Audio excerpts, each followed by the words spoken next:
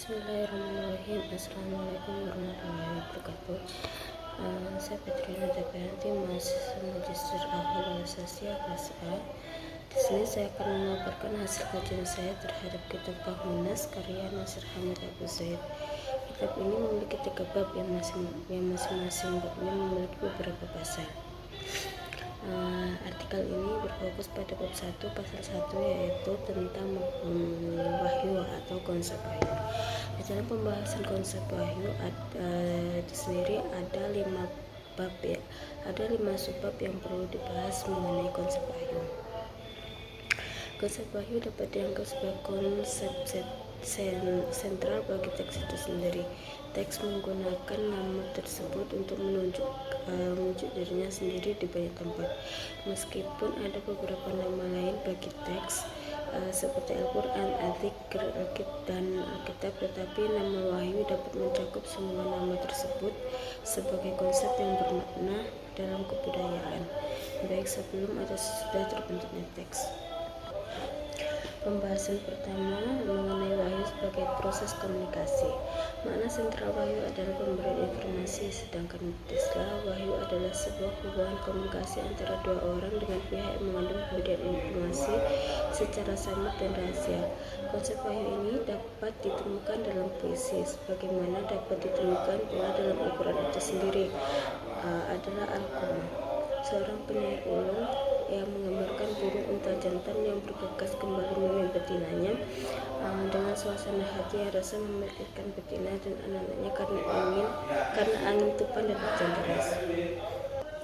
Pembahasan kedua mengenai komunikasi manusia dan jin. Keterkaitan fenomena puisi dan praktik perdukunan dengan jin dalam nalar Arab dan kepercayaan orang Arab bahwa komunikasi antara manusia dan dengan jin dapat terjadi menjadi landasan kultural bagi fenomena wahyu agama itu sendiri. Jika diasumsikan peradaban Arab sebelum Islam tidak memiliki konsep-konsep seperti itu, niscaya fenomena wahyu tidak mungkin dipahami dari sudut pandang budaya. Bagi orang Arab yang mengetahui bahwa jin berbicara kepada penyair dan membisikkan puisi kepadanya, dan mengetahui bahwa ramalan-ramalan dukun itu bersumber dari jin, tidaklah sulit baginya untuk membenarkan adanya malaikat yang turun membawa kalam kepada manusia. Maka dari itu dapat dipahami mengapa penduduk Mekah bersikukuh memasukkan teks baru atau Al-Quran ke wawasan teks-teks yang ada pada umumnya dalam peradaban mereka, baik itu berupa puisi ataupun praktik perdukunan. Kemudian pembahasan yang ketiga mengenai wahyu Al-Quran. Situasi komunikasi yang terjadi dalam konteks wahyu teks atau Al-Quran berbeda dengan situasi komunikasi yang telah dibicarakan. Situasi komunikasi ini lebih kompleks. 2 pilar utama komunikasi dalam proses wahyu Nabi adalah Allah di satu pihak dan Rasul yang manusia di pihak lain. Seperti yang dijelaskan pada di awal tadi, bahwa wahyu adalah pemberian informasi secara rahasia. Kemudian pembahasan yang keempat mengenai Al-Quran dan Alkitab. Teks menamakan dirinya dengan nama tersebut atau Al-Quran terkait dengan kebudayaan melalui nama teks terbentuk. Akan tetapi pada saat yang sama teks membedakan dirinya dari kebudayaan dan memilih nama yang tidak umum sama sekali dari sisi format dan konstruksinya. Tidak diragukan bahwa penamaan teks dengan sebutan tersebut atau Alkitab tidak sekedar mengindikasikan perbedaannya dari teks-teks lain, sebab teks ini kenyataannya merupakan teks pertama yang dibukukan dalam sejarah kebudayaan Arab, dengan catatan apabila mengabaikan riwayat-riwayat yang berkenaan dengan kodifikasi mu'allaqat yang digantung di dinding Ka'bah. Kemudian pembahasan yang kelima mengenai risalah dan balaghah.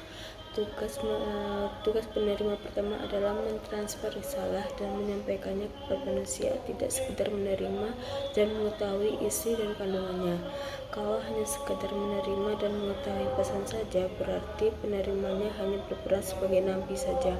Tugas menyampaikan inilah yang menjadikan seorang nabi sebagai seorang rasul. Kesimpulan dari artikel ini,